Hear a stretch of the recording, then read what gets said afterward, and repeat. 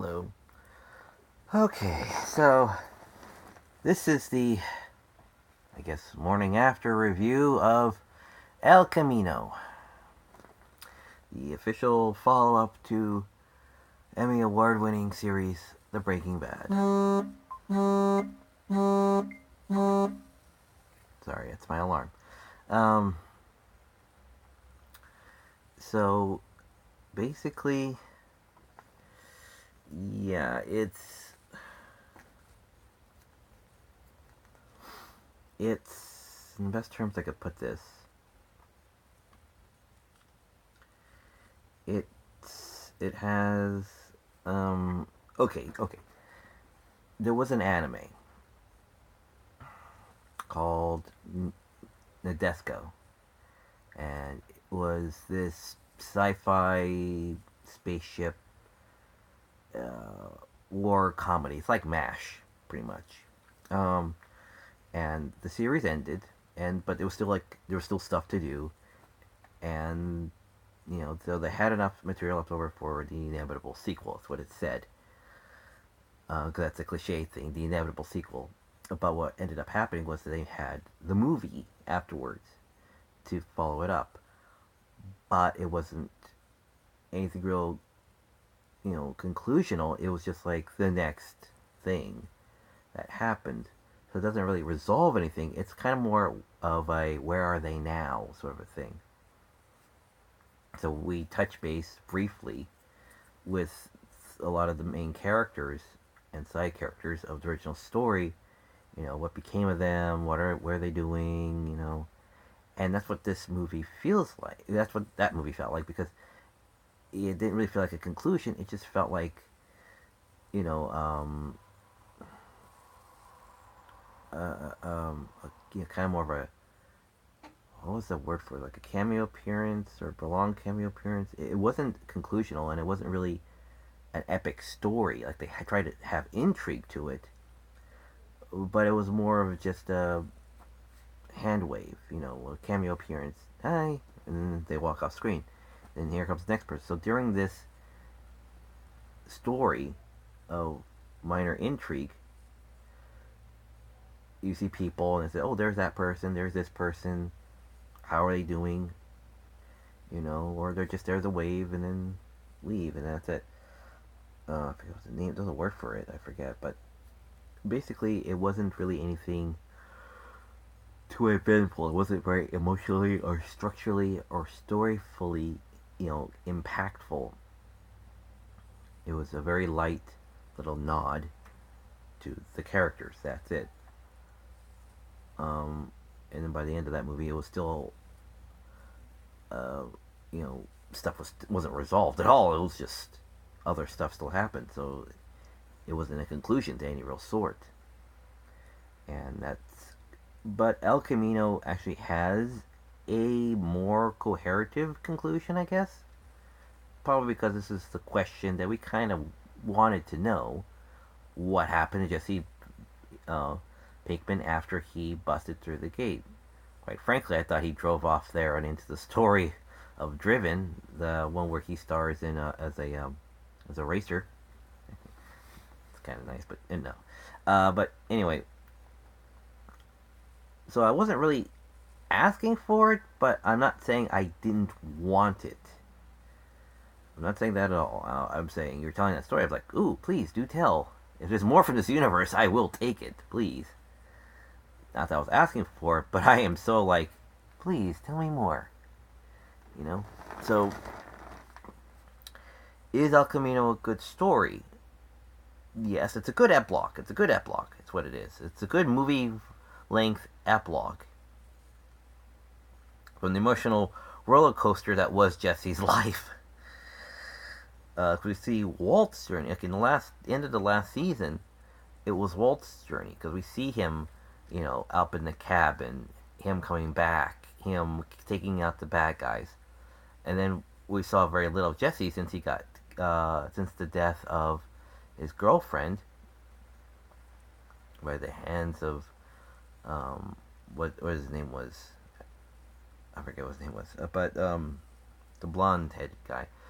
So we don't see too much of him until Walt asks him again.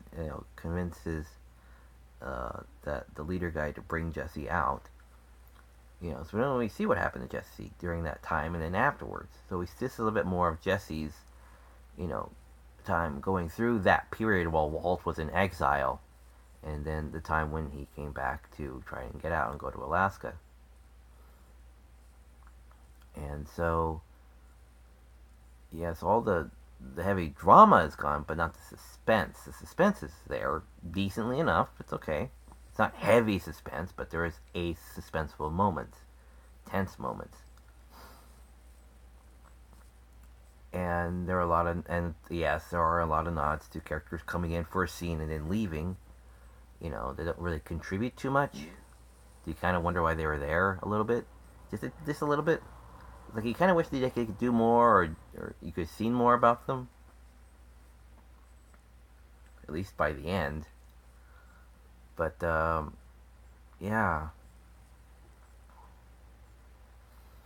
it's still a rip roaring ride because you still have all the feels. Maybe it needed a better soundtrack. Maybe the song from the trailer that is supposed to be, that would really help it. Like MLP, it's like you really could use the trailer song here. So maybe that's what was missing. A good underlying score, maybe. But yeah, it has all the feels. It has a lot of the reflections, not callbacks, but reflections too.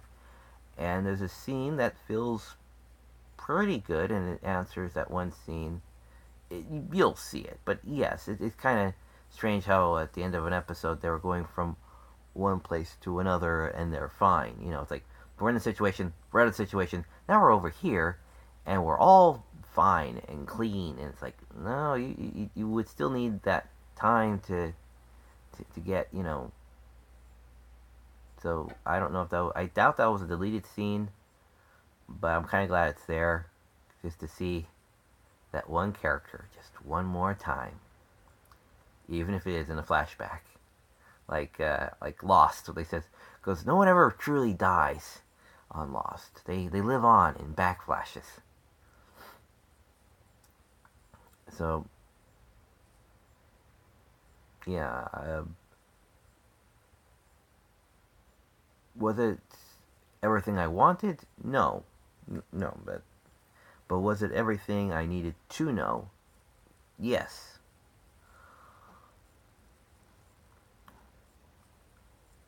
Would I recommend it? Yes. Is there going to be more from Vince Gilligan or from the Breaking Bad universe? Who knows? Maybe the next installment will be about Badger and his and his acceptance going from uh, going from Breaking Bad to NCIS. They'll show his gap of how he went to Navy cops. That'd be interesting. Bridge that universe. Bridge those universes. That'd be interesting. Well, at least we know where the money was to fund that little excursion to have that kind of job change. But yeah, it is good. And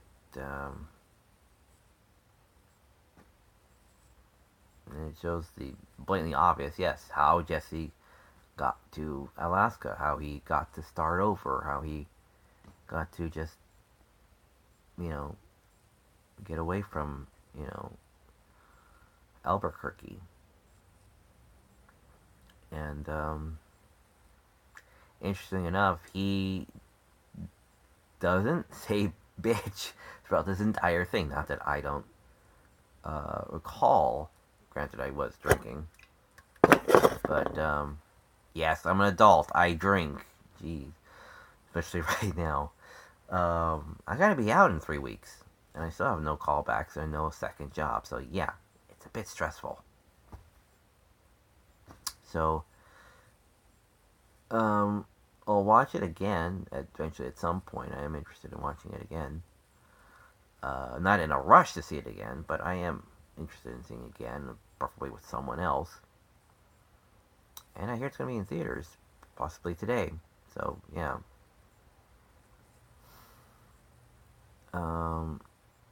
So, I am not highly recommending this as some great feat. Like, here's the Oscar worthy, thing here. No, this isn't Oscar worthy, but it's a good thing to pick up on DVD to add to your collection as like the epilogue to the Breaking Bad universe. And yeah, I'm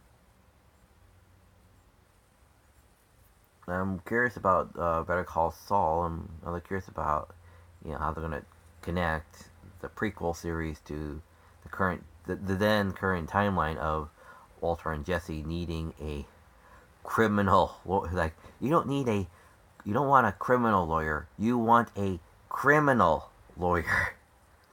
So I'm rather curious. And then, hey, maybe we might get another cameo appearance by Walt and Jesse, or at least them saying that they're in the waiting room at least, or something like that. That would be interesting, or that would be the good place to tie it off, like in Red Dragon, like the ending of Red Dragon. At least represented by name. They're just outside. They would like to see you, so that's nice. All right, well, that's about it. Hi, so I recommend just checking it out if you're a Breaking Bad fan. At least check it out, see what you think. It feels kind of cinematic, so it does actually feel like a movie and not just too much like a big episode. Too much. It kind of feels more like its own thing, and it kind of feels like it's there, but that's okay. It feels like that's okay. It's its own thing. If it's kind of unidentified a little bit, it still feels like that's okay. And yeah, it is what it is. It's a decent story, and I don't know why it's called El Camino exactly, because the El Camino's not in it for very long, and apparently there's no money hidden in the El Camino. That was my fan theory of where all the rest of Walter White's money went to, or where it was hidden. So I don't know why it's called El Camino. He has like the Ferrari or whatever. He's in his friend's car the rest of the film until the end, where he gets a new vehicle when he's in Alaska. So again, I really do not know why it was called El Camino. Maybe because it's a cool name. I don't know. But that's about it. That's all I got. I didn't really plan this out too much. So take care, and as always, see you at the movies. Bye.